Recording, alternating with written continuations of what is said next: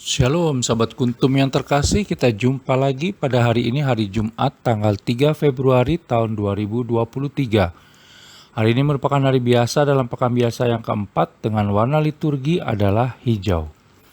Kuntum pada hari ini mengambil tema rahmat untuk memaafkan dan demi kebenaran dan kebaikan.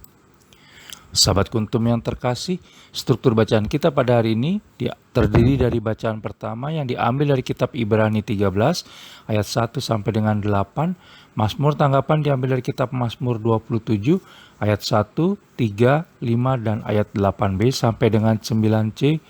Bait pengantar Injil diambil dari Injil Lukas 8 ayat 15 dan bacaan Injil pada hari ini diambil dari Injil Markus 6 ayat 14 sampai dengan 29.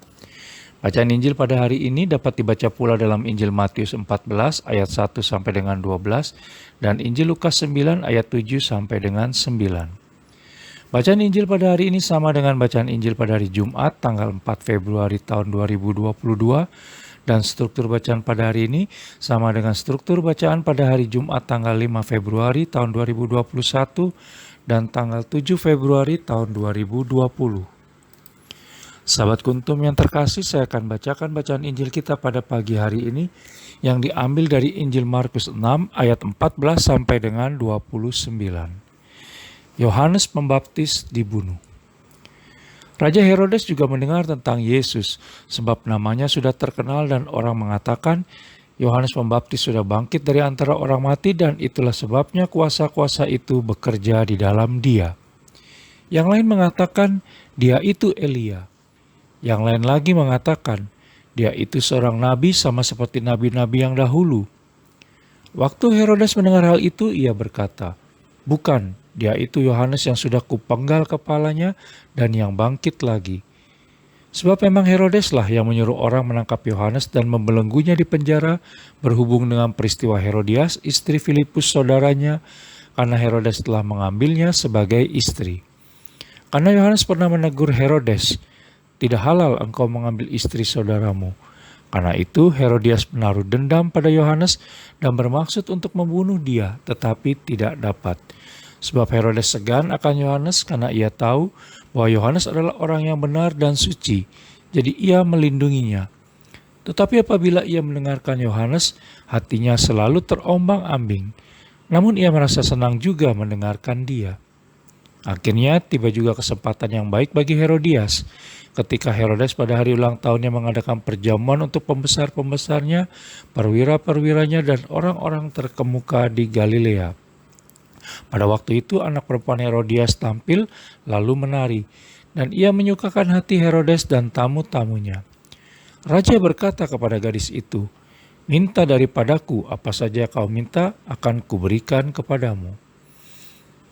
Lalu ia bersumpah kepadanya, apa saja yang kau minta akan kuberikan kepadamu sekalipun setengah dari kerajaanku.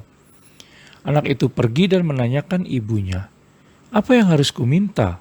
Jawabnya, kepala Yohanes Pembaptis.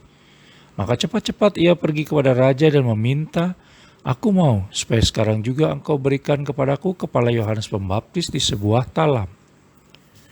Lalu sangat sedihlah hati raja, tetapi karena sumpahnya dan karena tamu-tamunya, ia tidak mau menolaknya. Raja segera menyuruh seorang pengawal dengan perintah supaya mengambil kepala Yohanes. Orang itu pergi dan memenggal kepala Yohanes di penjara. Ia membawa kepala itu di sebuah talam dan memberikannya kepada gadis itu, dan gadis itu memberikannya pula kepada ibunya. Ketika murid-murid Yohanes mendengar hal itu, mereka datang dan mengambil mayatnya, lalu membaringkannya dalam kuburan. Demikianlah Injil Tuhan, terpujilah Kristus. Sahabat kuntum yang terkasih, sebelum kita lanjutkan renungan kita pada hari ini, jangan lupa untuk menekan tombol like dan subscribe yang ada di bawah video kuntum ini, agar kuntum dapat terus berkembang semakin baik di masa yang akan datang. Sebelumnya saya sampaikan terima kasih dan mari kita lanjutkan renungan kita pada pagi hari ini. Sahabat kuntum yang terkasih, dalam bacaan Injil pada hari ini dikisahkan bagaimana Raja Herodes memenggal kepala Yohanes Pembaptis setelah mendengarkan permintaan anak perempuan Herodias. Apa yang bisa kita petik dari kisah tersebut? Pertama, Apa yang terjadi pada Raja Herodes masih berlangsung hingga saat ini, di mana seringkali di antara kita lebih mendengarkan apa yang dikatakan orang lain daripada apa yang memang benar dan baik harus dilakukan. Terutama untuk bertindak yang benar dan baik di mata Allah Tritunggal Maha Kudus dibandingkan di mata manusia. Yang kedua, dendam Herodias kepada Yohanes Pembaptis sungguh berbahaya karena ternyata menimbulkan malapetaka dan dosa. Bisa jadi di antara kita pun pernah memiliki dendam semacam itu. Orang yang menyimpan dendam pasti jauh dari rahmat Allah Tritunggal Maha Kudus karena hatinya penuh dengan kemarahan dan kebencian. Hingga akhirnya bisa berpuncak pada keinginan untuk menyingkirkan pribadi yang tidak disukainya. Dendam juga bisa merugikan diri sendiri karena membuat orang tidak bisa berdamai dengan dirinya sendiri. Dendam membuat hidup kita terasa pengap dan tidak bebas, sehingga membuat jiwa dan raga kita sakit semuanya. Salah satu cara membebaskan diri dari dendam adalah berani mengambil langkah untuk memaafkan, sehingga hidup kita menjadi bebas merdeka di dalam kasih kerahman Allah Tritunggal Maha Kudus untuk selamanya. Yang ketiga, menepati janji memang dapat membuat kita semakin dipercaya oleh orang lain. Namun dengan janji itu juga Raja Herodes terjerumus pada sesuatu yang menyesatkan, sebagaimana kita bisa baca dalam Injil Markus 6 ayat 26. Dari Raja Herodes kita belajar untuk tidak mudah membuat sebuah janji jika belum tentu dapat kita tepati supaya kita juga tidak menjadi seorang pembohong.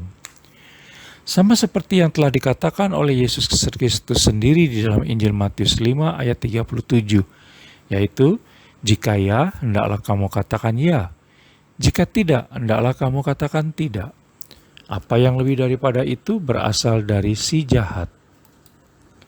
Yang keempat, dari kematian Yohanes Pembaptis kita bisa belajar bahwa kebenaran dan kebaikan yang diwartakannya menuntut tebusan, yakni nyawanya sendiri.